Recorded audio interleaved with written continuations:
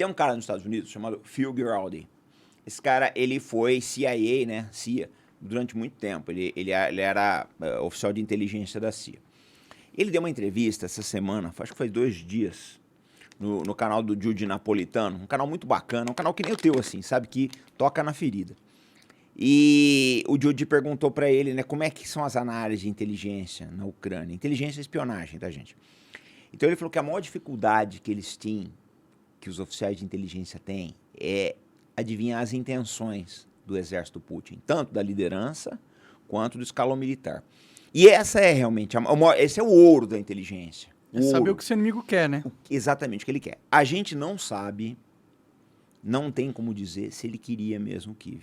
Se ele queria, ele se deu mal.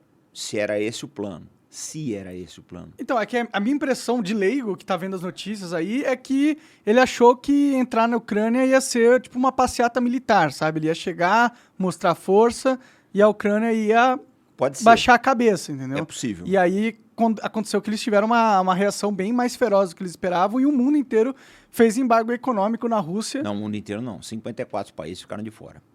Ah, sim, mas o Ocidente vamos dizer assim. Ah, sim. Mas é o mesmo Ocidente que ameaça o Brasil. Eu não sei se vai contar tanto, não. O problema, Monarca, é o seguinte, vamos lá. Se a intenção dele era tomar Kiev, então eu acho que ele se deu mal. Mas eu não sei se era esse. A impressão que eu tenho, porque o grosso do exército ucraniano tá ali no Donbass. Ali, Kramatorsk, Slaviansk, essas cidades aí, no leste.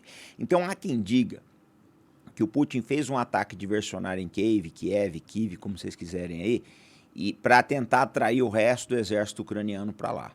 Entendi, para meio que defender a capital, né? Exatamente.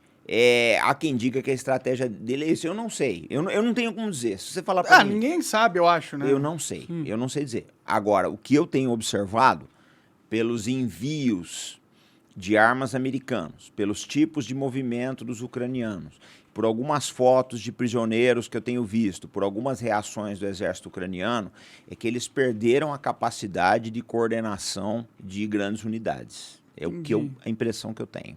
Por que você acha que a Rússia tomou esse passo drástico aí? Porque é um passo drástico, né? Iniciar uma guerra a um país que estava até pacífico, né? Não estava causando guerra, não estava atacando o seu território. É um passo bem drástico. Por que será que eles tomaram essa medida, na sua opinião? Eu acho que é uma coisa antiga, né? Primeiro, pela própria expansão da OTAN em direção a leste. A OTAN começa em 1949 com 12 países, hoje ela tem 30. Né? É um problema. Agora já se fala em OTAN mundial. Se você pegar os vídeos da OTAN, depois eu te mando, todos os vídeos da OTAN, eles falam em clima. Quando falam em clima, estão falando em Brasil e Amazônia, não tenho dúvida disso. Se alguém tiver dúvida nessa altura do campeonato, por favor. Então, eu acho assim, a OTAN ela não tem nada de defensiva, ela é uma aliança agressora. Tá? Ela destruiu a Líbia, destruiu parte eles operaram no Afeganistão, ajudaram a detonar a Sérvia. Tá? A Sérvia foi estraçalhada pela OTAN. E eu acho que os russos têm medo disso, eles têm medo da OTAN, essa é uma realidade, eles têm medo, e tomaram uma medida assim, drástica, mas talvez inevitável. Por quê? Porque o exército da Ucrânia estava concentrado ali no leste, nas regiões do Donbas, né, do Luhansk e o Donetsk, e já há indícios bastante claros que o exército ia fazer uma ofensiva naquela área para recuperar os territórios. Não, é mais ao norte, as 2 repúblicas lá do Luhansk e o Donetsk. Ah, entendi. Porque estava rolando um movimento separatista lá da Ucrânia, né? Tipo, eles queriam se separar da Ucrânia. Tá, provavelmente vão. Entendi. Provavelmente vão. Isso que eles queriam recuperar isso. Há quem diga que eles queriam recuperar. Não sei até que ponto que é verdade ou se é propaganda russa, porque tem muito disso. Olha, eu vou te dizer.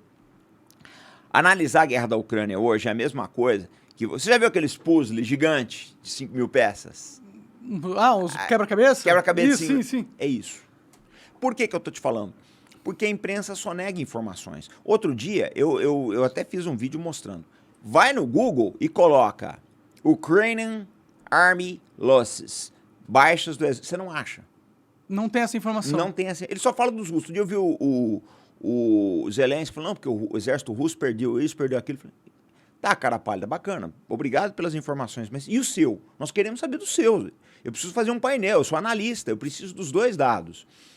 Então, é aquilo, né, Monark? Ninguém é criança nessa brincadeira. Se estão escondendo os dados... É porque os dados não são bons. Porque se fossem bons, eles fariam questão de mostrar que demonstra força, né? Exatamente. Eu vou te contar uma outra historinha que o pessoal vai entender. Posso contar a Claro, historinha aqui? fica 100% à vontade.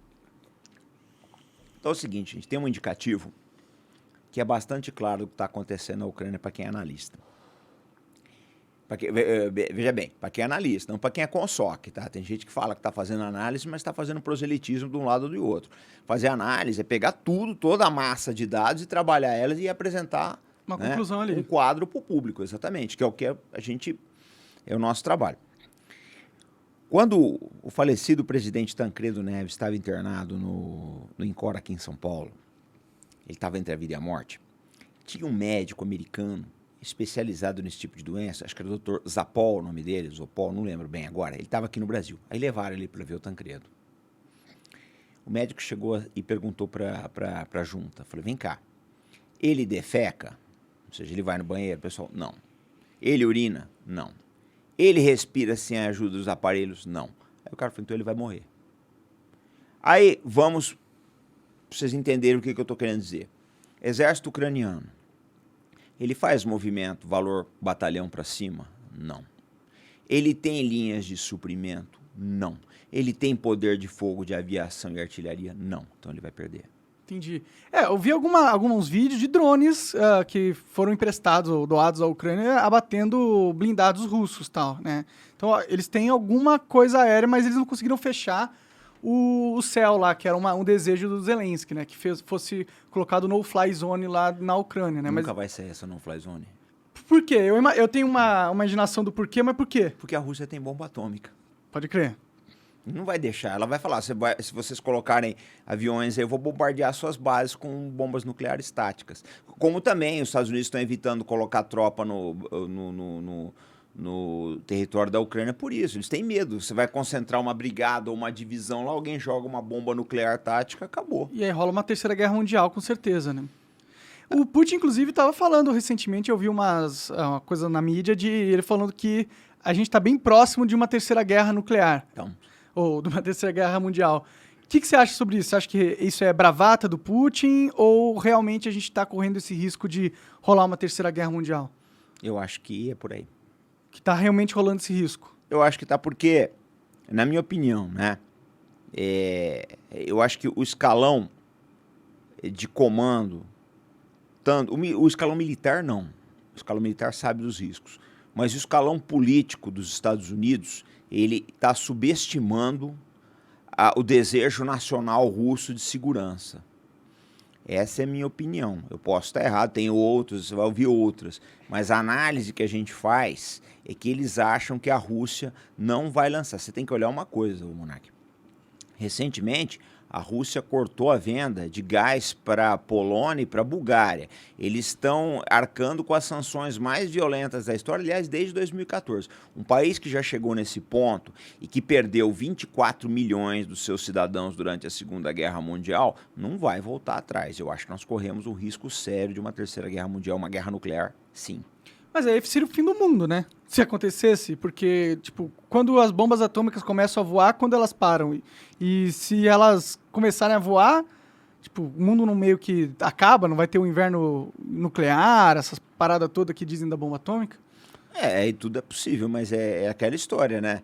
O que falta, na verdade, nas pessoas é bom senso, né? Eu não estou vendo bom senso nisso, porque as coisas não eram para ter chegado onde chegaram. Não eram para ter... Qual era o problema dele? Qual é o pretexto do Putin? Não era a OTAN? Então a OTAN poderia emitir um documento e falar, nós não vamos aceitar a entrada da Ucrânia. Esvaziava o argumento dele. Não, mas se cozinhou a crise até chegar aqui. Mas não houve um momento, acho que há um tempo atrás, que a Ucrânia aplicou-se para entrar na OTAN e ela foi recusada pela OTAN? Ela foi, acho que em 2008, mas ela colocou na Constituição que ela tem que entrar. E, na verdade, eu acho que o Putin joga com o seguinte, se deixar correr frouxo, a Ucrânia entra. Ele deve jogar com isso. Eu acho que uma boa parte dos países europeus não iam querer esse problema. Faz sentido, né? Porque o que eles ganham realmente de ter... Eles realmente precisam ter mísseis nucleares na Ucrânia para coagir a Rússia de alguma maneira? Será que é esse o interesse do Ocidente mesmo? Tipo, de tentar dominar globalmente e deixar a Rússia isolada? Não, eu acho que o interesse de algumas facções no Ocidente sempre foi quebrar a Rússia, né? Você tem a Guerra da Crimeia em 1856, você tem a própria Segunda Guerra Mundial, que o nazismo foi tolerado porque ele era uma ameaça a um inimigo do comunismo soviético, diga-se russo, né? O inimigo do inimigo é meu amigo, né? Exatamente, tem todos esses problemas.